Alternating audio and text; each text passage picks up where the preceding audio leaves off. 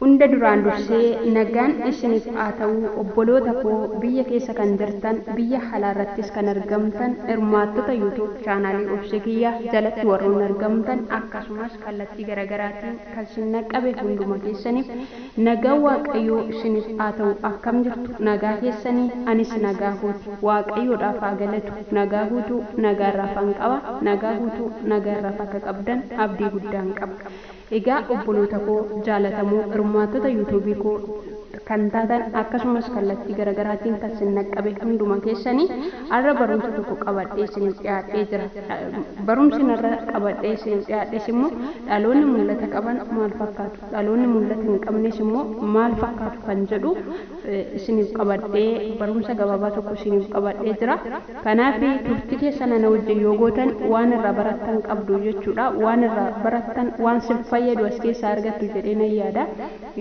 Kanaaf turtiin keessan ana wajjin haa ta'u.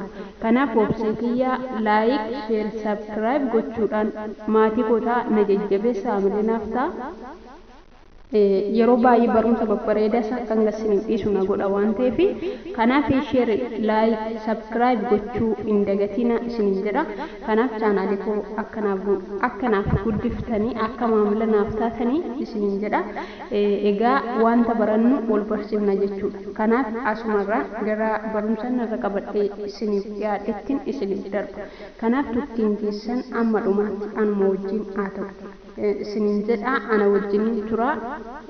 Egaa namni mul'ata hin qabne kallattii itti adeemu hin beeku jechuudha. Egaa namni mul'ata hin qabne nama karaarra bade jechuudha. Maaliif dhaloonni mul'ata qabanii waan manaa ba'an beeku kallattii irraa adeeman beeku jechuudha. Namni mul'ata hin qabne immoo fakkeenyaaf namni karaa deemu tokko karaarra deemu hin beeku yoo ta'e nama gaafataa adeema jechuudha. Mul'i isaallee hidhamaadha jechuudha. Deemee dafee iddoo yaade sanallee gahuu hin danda'u jechuudha. Kanaaf dhaloonni mul'ata hin qabnes akka sanadha jechuudha. Osuma yaadanii osuma hawwanii hafu jechuudha. Dhaloonni mul'ata qaban garuu cimoodha. Hin sodaatanii waanuma kamillee yoo ta'e waanuma guddaa tokkollee akka xiqqootti ilaalu jechuudha. Dhaloonni mul'ata hin qabne garuu waanuma xiqqooshii waanuma danda'aniyyuu hin dandeenyu jedhu malee hin dandeenye jedhan jechuudha. Kanaaf obboloota koo namni waaqayyo gaafa nuumu kaayyoo tokko malee biyya lafa kanarratti hin uumamne. Kanaaf immoo kaayyoo nuti ittiin biyya lafa kanarra dhufne nyaannee dhugnee jireenyuma jiraannee darbuu duwwaa osoo hin taane seenaa tokko galmeessinee darbuudha jechuudha. Kanaaf dhaloonni dhufanis immoo waan nurraa dhaalan qabu. Kanaaf irra nuti immoo dhaloota boruu nu duukaa yookaan nu duuba dhufaniif maal gumaachinee darbuu qabna jennee itti yaaduu qabna. Kanaaf obboloota koo dhaloota manaa ba'ee kaayyoo isaa dagate dhaloota manaa ba'ee mul'ata hin qabne rabbi isin hin godhini dhaloota manaa ba'ee kaayyoo manaa ba'eef milkaa'ee lafa yaadee ga'u isin haa godhu isiniin jedha. Dhaloota duubarraa dhufaniif seenaa lafa kaayee darbu waaqayyo isin haa taasisu rabbi nu haa taasisu walumaan isiniin jedha. Asumarraan gara kutaa barumsan har'a qabadhettiin isiniif darba. Kanaaf turtiin keessan anuma obse kiyya wajjin haa ta'u.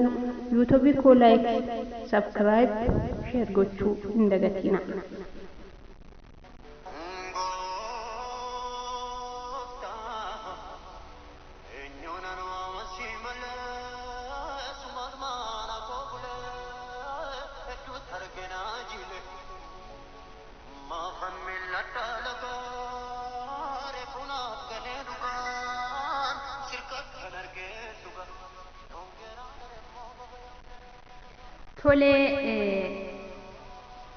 Dhaloonni mul'ata qabanii akka leencaati cimoodha.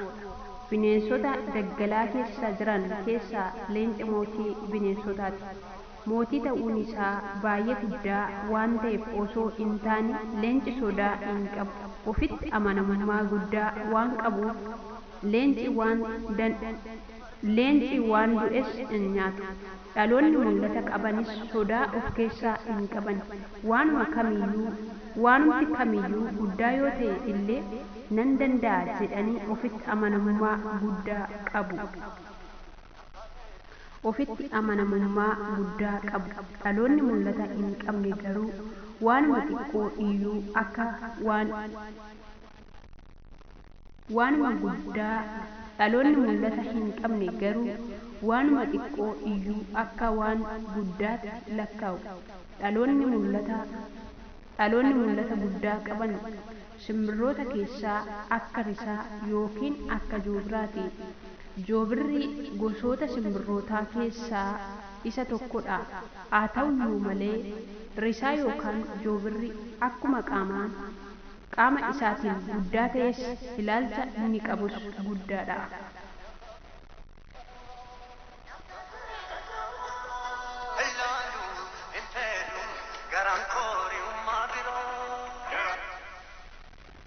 Risaan simbirroota sanyii isaa keessaa umurii dheeraa jiraachuudhaan beekama. Hanga waggaa 120 jiraachuu danda'a jedhu qorattoonni. Garuu umurii kana bira ga'uudhaaf rakkoo fi gidiraa hamtuu keessa darbee achi ga'a. Umurii isaa yeroo 50 ga'u fiixee uuruu isaa qaramaan sun dadhabaa dhufu. Baalleen isaa ciccimoon sunis lallaafanii balaluu dadhabu. Qeensi isaa inni qara heeboo fakkaatu sunis hin dadhabu yookiin hin lallaafu. Egaa risaan filannoo lama qofaa qaba. Tokko du'a. Lammaffaan immoo adeemsa jijjiiramaa abdii kutachiisaa keessaa bahuudhaaf haaromsuudha.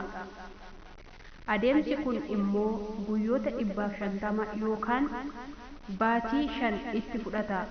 Adeemsa kana keessatti risaan gaara tulluu ol ka'aatti ol ba'ee qara huuruu isaa fi baallee kochoo isaa ofirraa caccabsu.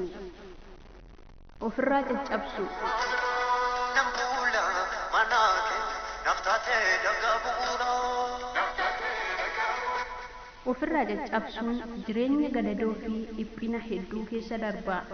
Nyaata nyaachuu hin danda'u, balali'uu hin danda'u, kochoo yookaan baallee hin qabu, aduu fi bokkaa dandamachuu hin danda'u. Garuu ji'oota muraasaan booddee kochoo fi baallee haaraa, huuruu haaraa fi qeensa haaraa biqilchaa baasa. Sana booddee risaan balalii isaa cimaa sanatti deebi'uun waggoota dabalataa waggoota 50 ol jiraata. Jijjiiramni maaliif barbaachise? Jiraachuuf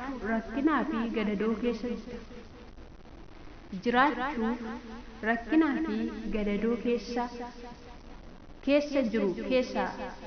keessa jiru keessaa bahuudhaaf jijjiiramni barbaachisaadha. Akkasumas yaada badaa gaarii hin taane kaleessa keessa turre keessaa bahuuf barbaachisaadha. Yeroo tokko waan keessa jirru keessaa waan baanu nutti hin fakkaatu. Abdii kutannaa cimaa keessa galla. Namnis waaqnis nu hin baasu jennee amanna. Garuu ammayyuu abdiin jira. Waaqayyo carraa biraa siif kenna. Risaan waggaa 50 itti murtii lubbuu oolchuuf jireenya hambisuuf erga murteesse nuti maaliif dadhabne? Daandiin haaraa fi jireenyi haaraa fuuldurri kee jiru yoo barbaadde ofitti amanamummaa booddeetti si harkisee jalaa ba'i. Waaqayyo si gargaara. Sammuu kee sirriitti bani. Akka risaa joobiraa balali'uu dandeessa. Yeroo bokkaan roobu simbirroonni hedduu godoo isaaniitti galu. Risaan garuu bantii waaqaatti ol ba'ee bokkaa roobu gararraa balali'a. Rakkoo bokkaan jiru hundumaaf tokko. Haa ta'uyyuu malee ilaalchi nuti qabnu wantoota ittiin ilaalle furmaata. Ilaalchi nuti qabnu wantoonni ilaalle furmaata kennutu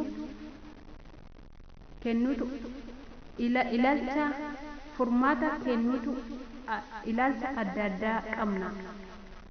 Jijjiirama hin sodaatin, jaalalaan fudhadhu. Egaa obboloota koo jaalatamoo qophiin ani isiniif qabadhe asuma irrattan xumura yeroo biraa immoo barumsa biraa qabadhe amma isiniif dhufutti nagaan waaqayyoo lafa jiraattan hundumatti isiniif haa ta'u nagaadhaan jiraadhaa barumsi kiyya yoo isinitti tolee laayik sheer sabskiraayib gochuudhaan obboloota keessan biraa gaa yaada qabdan immoo koomentii barreessaa kanaaf yeroo biraa immoo barumsa bareedaa isaa qabadhe isiniif dhiyaadha qopheessee kan isiniif dhiyeesse ani obsee kiyyaadha yeroo gaarii isiniif haa ta'u nagaatti.